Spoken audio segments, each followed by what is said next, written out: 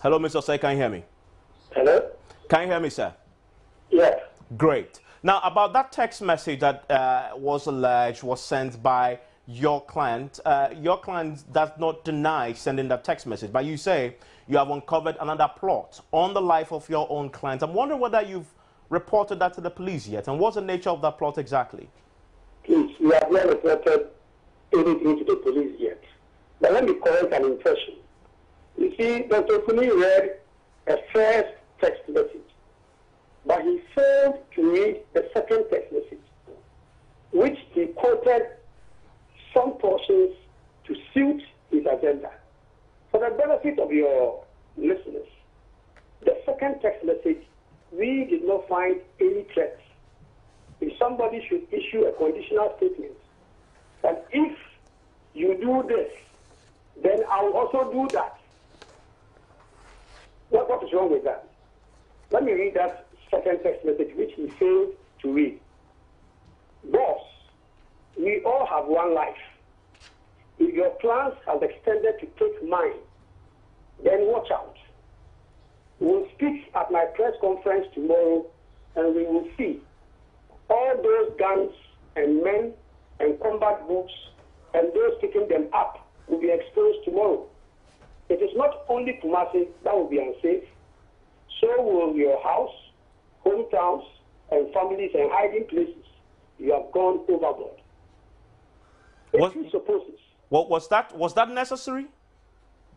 Seriously necessary. Seriously necessary because the Honorable Dr. Martin Oteku Prempeh has reason to believe that some people, including Dr. Opuni, some months ago, plotted his assassination. And if that is the case, hold on. If that's the case, that is this. We are talking about an MP. You don't resort to the police, the security agencies. You choose to take the matter into your own hands. What do you mean by taking the matter into his own hands? You are threatening his family, etc. in that text message. Please, please.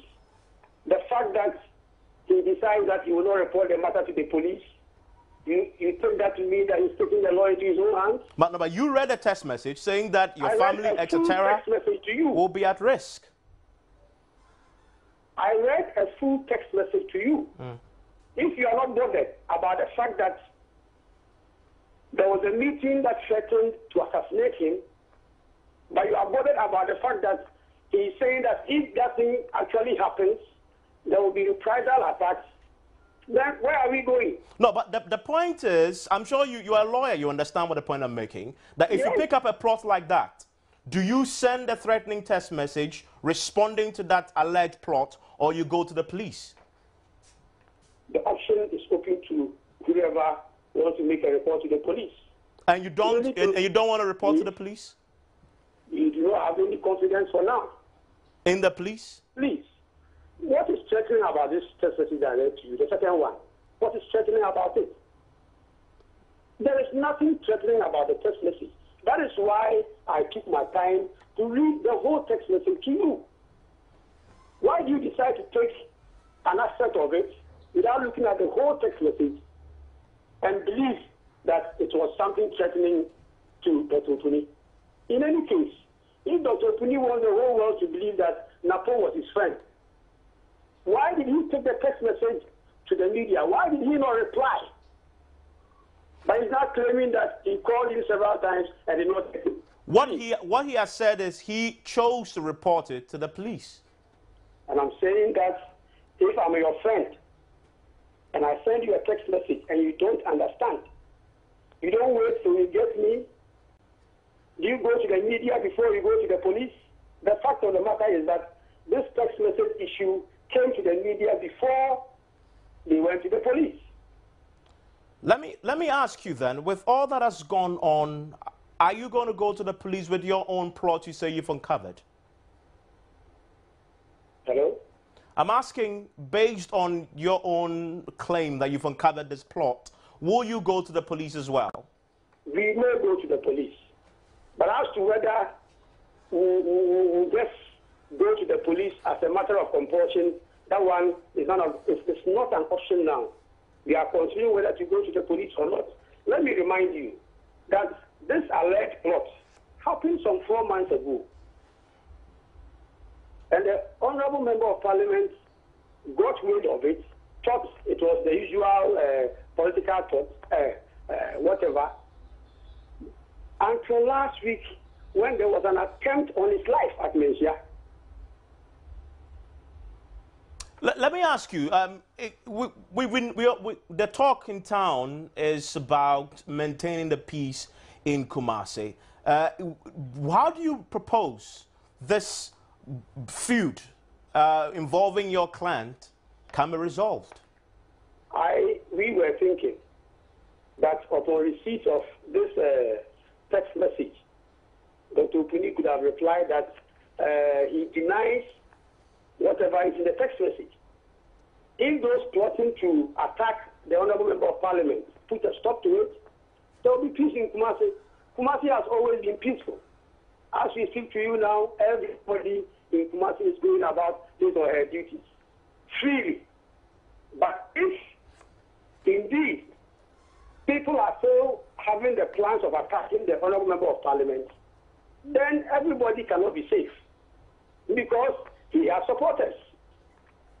Why would somebody want to attack somebody because of politics? Why? I want to understand why you seem to suggest that you don't believe or trust in the integrity of the police for you to go to them. Please, there have been several instances of clashes that have been reported to the police, and nothing has come out of those investigations. Nothing. Such as? In any, give me an example. I mean, I may not be able to give you an immediate example, but what? The point is that, as for confidence, the point is that, let me give you an example. The recent incident at Menchia, the Honorable Member of Parliament, who was the target of the attack, is now being investigated as if he pulled the gun, he shot the shots. Are you not surprised that somebody who was the supposed target, the police will call him, take a statement from him, the following day they will call him, take him to his house and search him? What sort of investigation is that? I was going to ask you, what has become of that investigation? We know his house was searched. Subsequent to that, what has happened? I cannot tell, but as we indicated the last time, as a law-abiding citizen and a member of Parliament, he obliged the police. We went to his house. They sent every nook and cranny of his house and found nothing. He trusted the police to search his house, but he doesn't trust the police to go to them when he feels threatened. We never allow the police to go alone. You know, when these things are done, you have to be present. So we were present. If the police were to go alone, we would have had our reservations. Where's your client now? Hello? Where's your client now? My client is in Kumasi. He's campaigning? He's doing what? Yes, campaigning, obviously. Has he beefed up his security? Yes. Because what? He believes that somebody's planning to harm him? That is so. That is so. I've just told you that it had cause to believe that some people planned this assassination. And if you were in his shoes, would you not beef up your security? I see. Thank you, sir, for your time here on Top Story. That's Nana Yaw Osei, lawyer for Dr. Matthew Opoku Prempeh, is AMP for Menchia Wealthy. As the political back and forth continue, those caught in the crossfire from last week's shootout are still in hospital fighting for their life.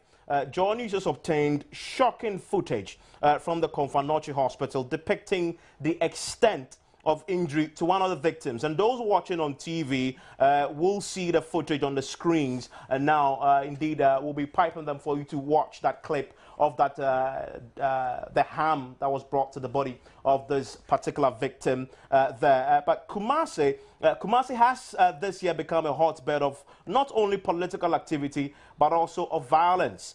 It started with the biometric registration exercise with several reported cases of politically motivated violence. So why Kumasi and the Ashanti region will be attempting to speak to the executive director of the West African Network for Peace Building, Mana Bombande, who has been monitoring the political dynamics in the region. But first, we have been speaking to relatives of some of those affected by last week's shootout. This is a sister to one of the victims. Allegations of my brother shooting first is a lie. I was there. I saw them. They first shot at him in the leg and later attacked him with machete and other dangerous weapons. It was a gory sight.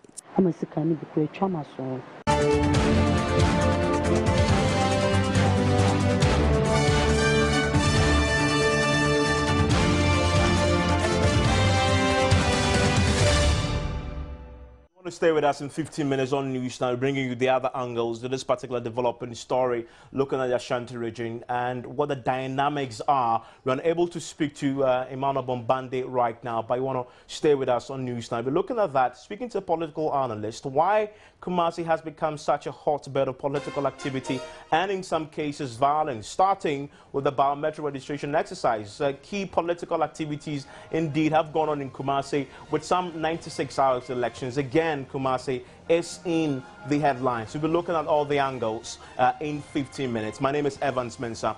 Top story is brought to you by Bond Financial Services. Your success, our passion. Belacra Mineral Water, the new generation mineral water, as well as myjoyonline.com. Starting right now is Reporters Angle.